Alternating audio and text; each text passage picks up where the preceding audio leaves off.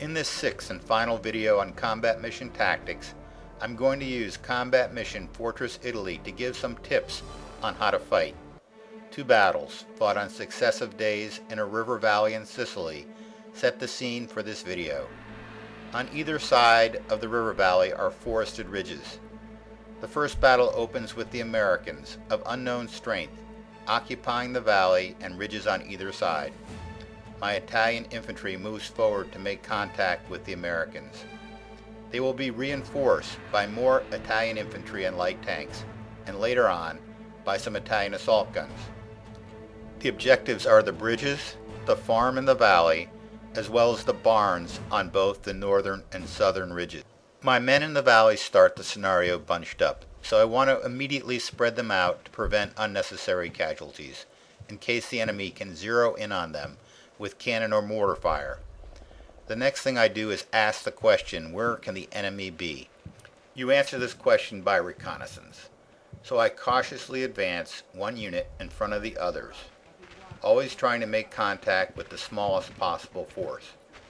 Advancing one unit to the front guarantees that when my forces do make contact, only the lead unit is engaged and the others are free to maneuver, thus avoiding getting all your men caught in a kill zone and engaged simultaneously. When advancing, I use the move command or the hunt command in terrain with low visibility such as woods. However, in this case, I use the quick command to get the troops in the valley to spread out rapidly due to the threat of enemy indirect fire. After a couple minutes, my recon troops up on the ridge spot Americans at the easternmost bridge, Z2. In the woods on the ridge, my men move forward cautiously. Soon they detect Americans near the barns on both the north and south ridges. Once the enemy is spotted, you can begin to develop the situation. This means moving supporting weapons or units up to engage these spotted enemy units. In this case, I move my light mortar crews up to fire upon the American positions. My recon troops also fire down on the enemy from the ridge. The idea is to build up a base of fire until you have gained fire superiority over the enemy. My fire gets too hot for them, and the American half-track withdraws from the bridge. Each nation's army possesses a unique table of organization and equipment. It is important to understand that organization and adapt your tactics to it. In this case, I'm playing as the Italians. These Italian troops are organized into large squads. Each squad is comprised of two groups of 9 men with a small headquarters. The Italian table of organization does not allow you to break down these groups into smaller teams. These large Italian groups lack the flexibility of German or American squads that are able to split into small teams. The Italians tend to bunch up and are more vulnerable to enemy fire. One 9-man group is armed with 6.5mm bolt-action rifles. These Italian rifles have a slow rate of fire and not much hitting power as compared with the .30-06 rounds fired by the Americans. The other group in the squad has, in addition to the riflemen, 2 men armed with Beretta 6.5mm light machine guns. Though Italian light machine guns do not have the impact of German or American light machine guns, the machine gun equipped group has substantially more firepower than the other group. When fighting, I use the group with the machine guns to provide covering fire while I advance or assault with the riflemen. In the firefight by the bridge, I move the light machine gun group up to a clump of trees where they can lay down a base of fire. I make sure my squad leader is near both groups to ensure my troops remain under command and control at all times. Against the half-tracks in the field beyond the bridge, the Italian light machine guns prove their worth. The half-tracks are also under fire from my mortar squads. These too are effective. In combat mission, you need to think about matchups, just like a football coach. A coach designs his plays to match an offensive player against a defensive player in order to get some advantage. In combat mission, you match weapons up against target types and weapons against weapons. Understanding these matchups is critical to determining who will win the race to gain fire superiority. For example, while the fight in the valley rages, up on the south ridge, the Italian infantry moves warily towards the barn.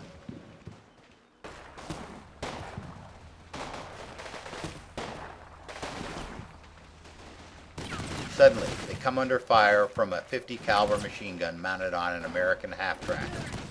The heavy 50 caliber bullets cut through the trees, mowing down a couple of Italians. This is a matchup the Italian infantry cannot hope to win. The prudent choice is to back off, crawl away from the American position. At each moment of the battle, you need to evaluate how your forces match up against the enemy in contact and decide if you are winning or losing in each instance, and then maneuver, seek cover, or bring up more supporting weapons as necessary to achieve your goals.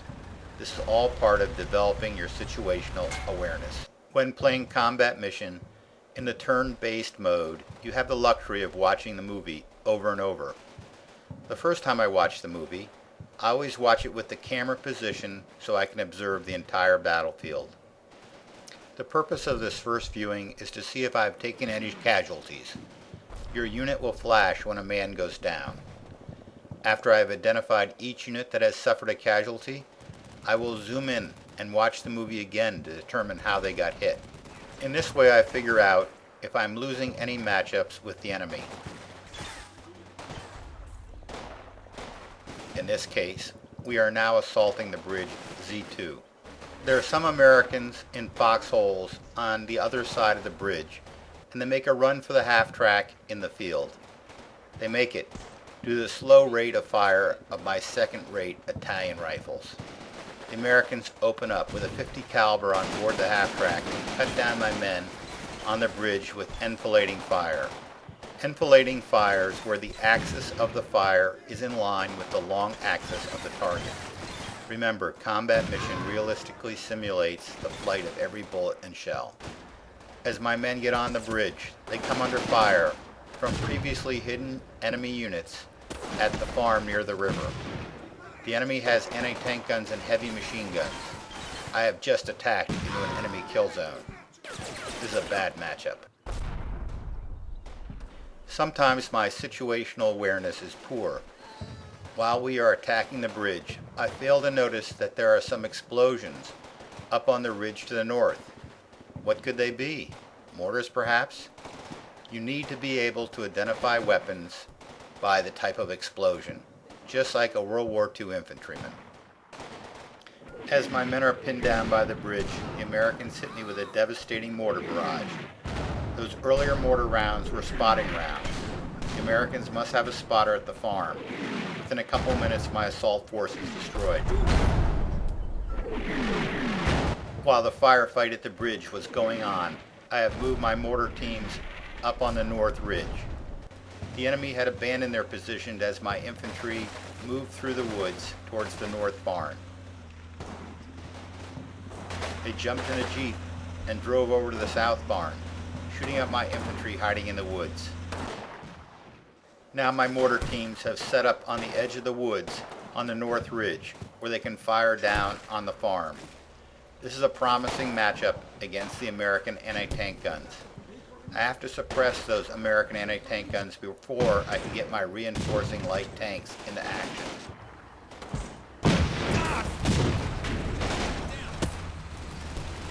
The Italian tanks are of inferior design with weak armor and a short barrel, low velocity 37mm gun. With only a two-man crew, the commander has to both load and fire the cannon and machine gun, making the tank slow and unresponsive in a firefight.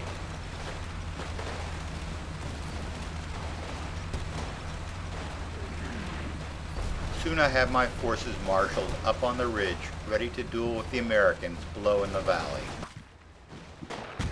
Getting back to our discussion of developing situational awareness, after watching the movie a number of times to figure out how all my casualties occurred, I will watch the effect of my fire on enemy positions, if I can see them. Are they getting hit, panicking, cowering? Again, the idea is to develop situational awareness of the battlefield. Better situational awareness will lead to better decision making. In this case, I can see that my fire is having an effect on enemy positions. They are beginning to run. I also notice that American spotting rounds are landing near my positions. I begin to move some men back when a mortar barrage hits the ridge simultaneously with the fire of a couple of American gun tracks that have just shown up as reinforcements.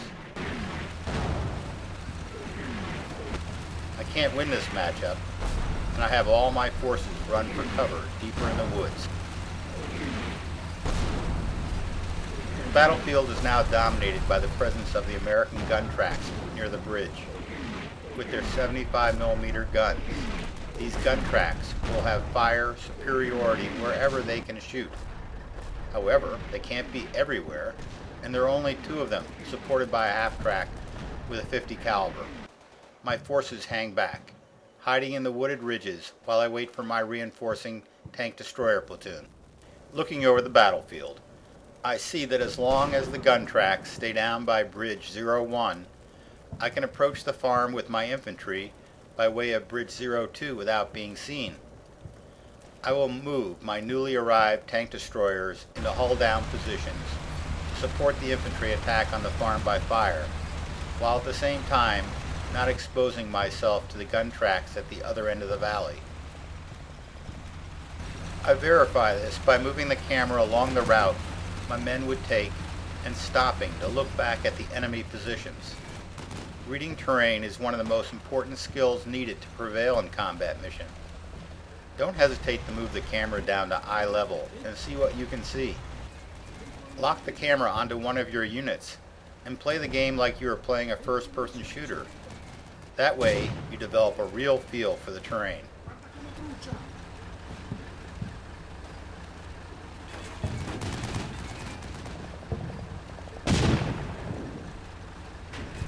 I move my tank destroyer that's equipped with the 75mm gun up to fire on the farm. I look at the armor rating and note that it should be able to handle a hit from the .50 caliber on the American half-tracks, while the 75mm can easily destroy the American half-tracks. A good matchup. No luck. A .50 caliber bullet hits a weak spot, killing a crewman, and the rest of them bail out and run away. Sometimes the enemy gets a lucky hit. Back at Bridge Z2, my men move up to get ready for the assault. There are a lot of wounded from the mortar barrage lying around. I have my men stop and give buddy aid to each and every one of them. Treating the wounded will help reduce your losses at the end of the battle, as will collecting any weapons they have dropped. For the Italians, this is especially important, for they need to keep all their light machine guns in action. It takes a while for my men to get into position. I have the units that are equipped with light machine guns and mortars set up a base of fire for the assault, along with the supporting tank destroyers. I use area fire to suppress the enemy on the farm and by Bridge 01. The assault is led by a damaged tank, followed by infantry advancing in rushes. The intense fire from the supporting troops keeps the enemy's heads down, allowing my men to advance to the farm and finish off the survivors.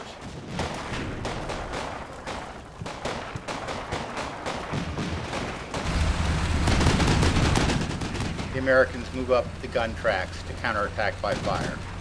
However, I have anticipated this move, and my forces are positioned to ambush the gun tracks as they move forward into my kill zone.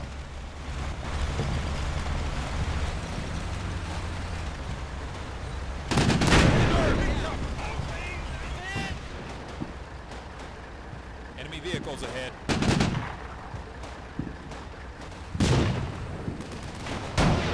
Stay down! Look out! Enemy infantry! Stay alert. Enemy troops ahead. Enemy tank ahead. Stay down. Enemy infantry, sir. As soon as the American gun tracks are destroyed, my infantry, using the assault command, attacks Bridge 01.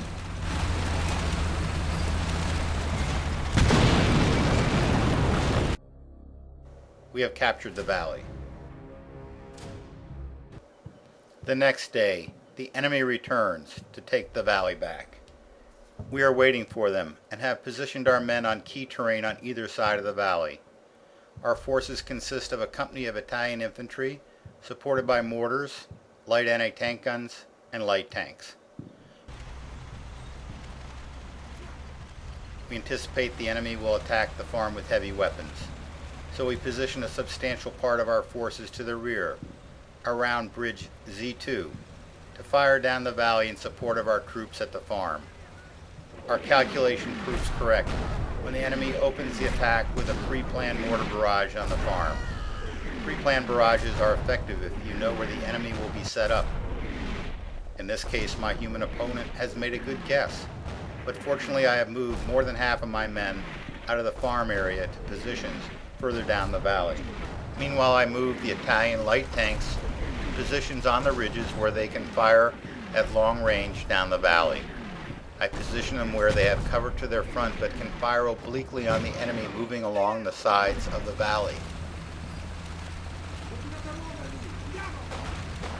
I attempt to move one of my tanks through the woods, but give it up as a waste of time. The enemy follows up the barrage with an assault up both the north and south ridges. These ridges are key terrain. Holding this ground is essential if we are going to control the battlefield. So I move infantry through the woods to stop the American infantry from gaining a position on either ridge.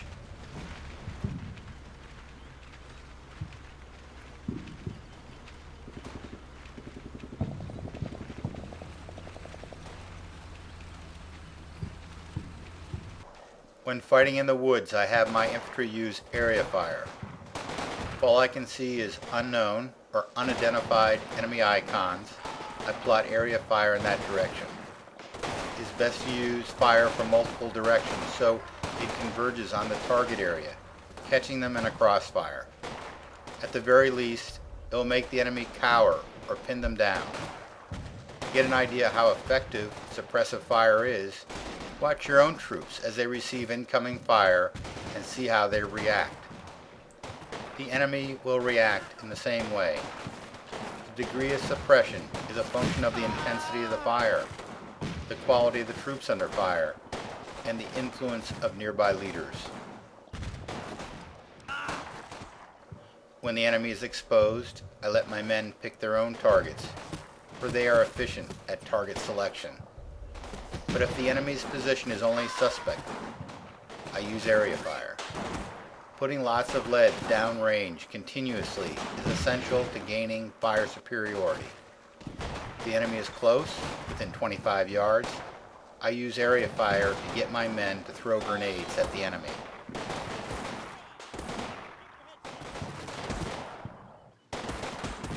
The American attack manages to penetrate 100 yards into the north woods.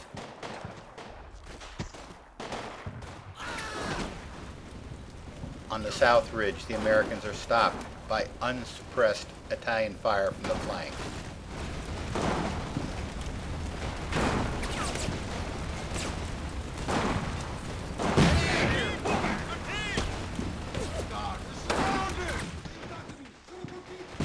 The Italians counterattack from the woods, and the GIs are turned back.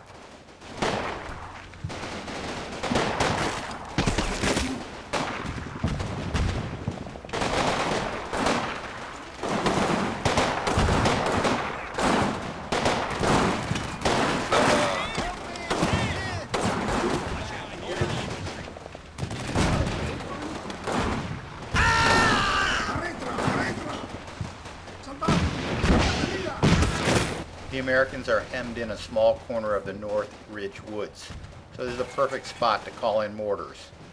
To effectively call for fire, your observer must be able to see both the target and the spotting rounds. If the observer cannot see where the spotting rounds land, the indirect fire unit will keep adjusting until the observer can give them good corrections. Only after the observer has verified the accuracy of the shoot will the indirect fire unit fire for effect. This is realistic. In the valley, the Italians exchange fire with the Americans. Up on the North Ridge, the Americans have set up 2 light mortar teams. The shells from these mortars fall around my tanks on the opposite ridge and impact on the farm, causing casualties. I mass as much fire as I can to suppress them with my own mortars, machine guns, and light tanks. The Americans are in an excellent position, in a little wrinkle, on the slope of the ridge, so my fire tends to go over them. They are providing a good example of how to take advantage of the terrain. Combat Mission simulates terrain exceedingly well, so a studied use of terrain is fundamental. However, despite their good location, eventually the weight of my fire forces them to stop firing and change positions. After a little while, the Americans get more reinforcements in the valley. As all the Americans are clustered together, I decide to call for mortar fire. I select a short mission, 9 to 12 rounds, with an area target, because the enemy is mounted and will probably move as soon as the mortar fire starts to fall. No sense wasting ammunition. It takes a little while to adjust in the mission because my forward observer is hidden in the woods and has a hard time seeing all the spotting rounds. As soon as the barrage starts, the U.S. half-tracks move away. I stop the mission and start a new mission to cover Bridge Z1. Since the Americans are just sitting there, west of the bridge, I conclude they must be waiting for more reinforcements. I anticipate that their attack will start as soon as these reinforcements arrive, and I hope it will coincide with my mortar barrage on the bridge in 6 minutes. I select a linear target that is tangent with the woods adjacent to the bridge. That's where the American infantry will hide when the lead starts flying. I get my first batch of German reinforcements on the road near Bridge Z2, a platoon of infantry and 2 assault guns. I move the assault guns up to the bridge to hold down positions where they can fire down the valley towards the farm and Bridge Z1. I move the German infantry platoon over the bridge and up into the South Ridge woods, so they will be on the same side of the river as the farm. The farm is the most important objective in the game. I doubt that I can stop the Americans from taking the farm when they attack, and I want the German infantry to be in position to counterattack and retake the farm. To speed up the German infantry platoon's movement, I keep them in squad formation since they are out of sight of the enemy. As soon as we get on the far side of the bridge, I break them down into teams and spread out to limit casualties and provide more units to fire upon the enemy. Each German squad possesses far more firepower than my Italian infantry. A German squad has 2 MG-34 machine guns firing a heavy 7.92mm bullet at a high rate of fire, and 1 rifle team is equipped with a rifle grenade.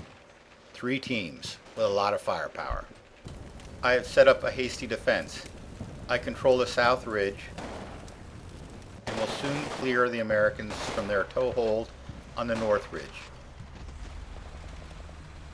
My light Italian tanks are up on the ridges where they are protected from direct fire but can cover with crossing fire any movement up the ridges.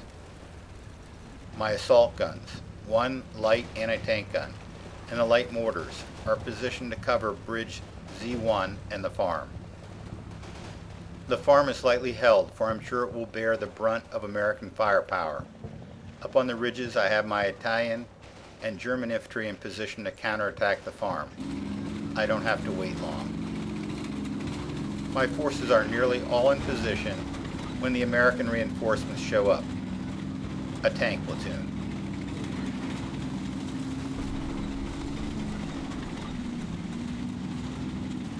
The first tank moves up aggressively and is immediately knocked out by an assault gun. The American infantry start to cross the bridge as the Italian mortar barrage hits. I have timed things nearly perfectly. The Americans fire smoke and mortar rounds begin to land in the valley. I quickly conclude that some of the mortar rounds falling are American, and I order my men on the South Ridge to run deeper into the woods to avoid the impending bombardment. A minute later, a heavy American mortar barrage pounds the side of the ridge. For the most part, my men have moved a safe distance away. A few stray rounds hit my troops, including my forward observer, Any further calls for fire will have to come from other officers equipped with radios. Unless you are in stone buildings or dug in, it never pays to stay put in a barrage. As soon as you see spotting rounds, it is best to spread out and move. While the American barrage is falling, I receive more reinforcements on the North Ridge Road. 2 German assault guns and another platoon of infantry. I rush them into position at the edge of the North Ridge where they can fire down the valley. My Italian infantry has cleared out the rest of the American infantry on the North Ridge so I can quickly get my reinforcements into position. As soon as their mortar barrage ends, the American armor pushes across the bridge. At the farm, the surviving Italian infantry are fighting for their lives. I have them retreat behind the buildings to protect them from the advancing American tanks.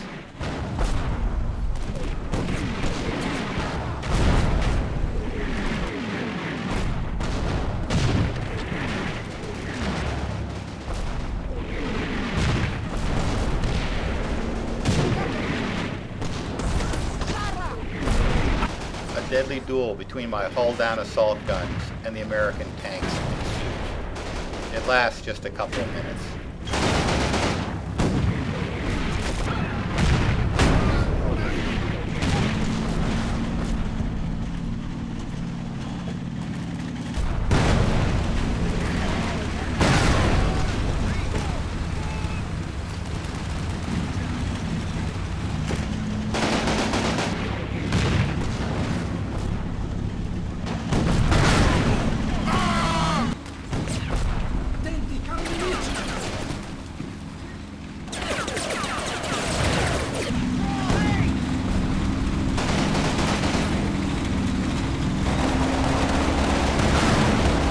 At the same time, the assault guns on the North Ridge reach a position where they can fire down into the flank of the Americans. As soon as the tanks are destroyed, I have them move back to engage the American infantry.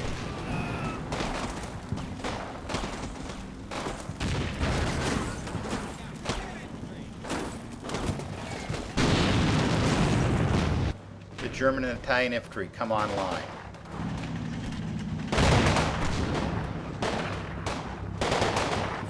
The Americans are caught in a crossfire.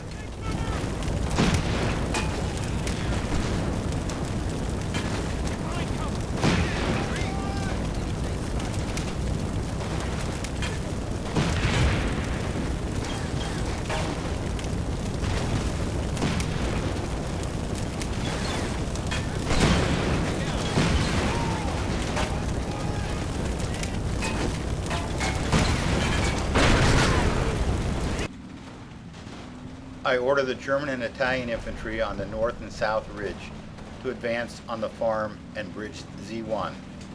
I have the German teams advance in short rushes, using the quick command, with a short pause between rushes.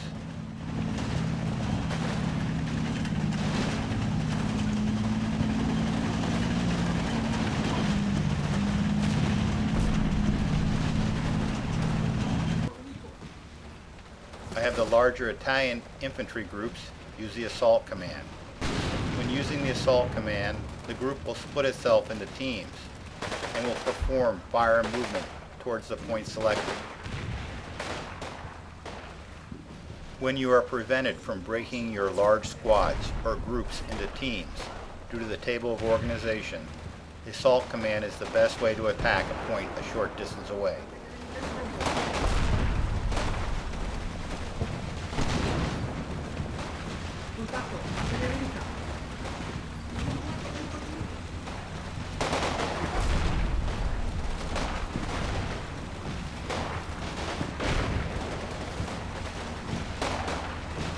The American forces are destroyed.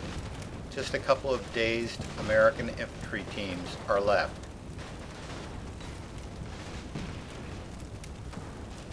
When a few minutes later, an American tank platoon shows up at the end of the map.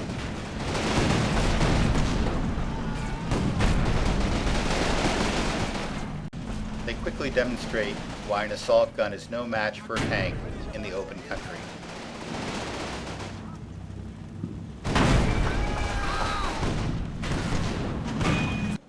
However, the American tanks, without infantry support, will have great difficulty advancing down the valley, and my opponent realizes this. A ceasefire brings the engagement to a conclusion. The Axis has won. This concludes the series on combat mission tactics brought to you by Armchair General magazine. I hope it has been instructive. I have given many tips and tactics throughout these 6 videos, but I want to conclude with 5 questions that I ask myself constantly when I play combat mission. Keep these in mind as you march off to your next battle. Have I analyzed the terrain correctly? Where could the enemy be or go?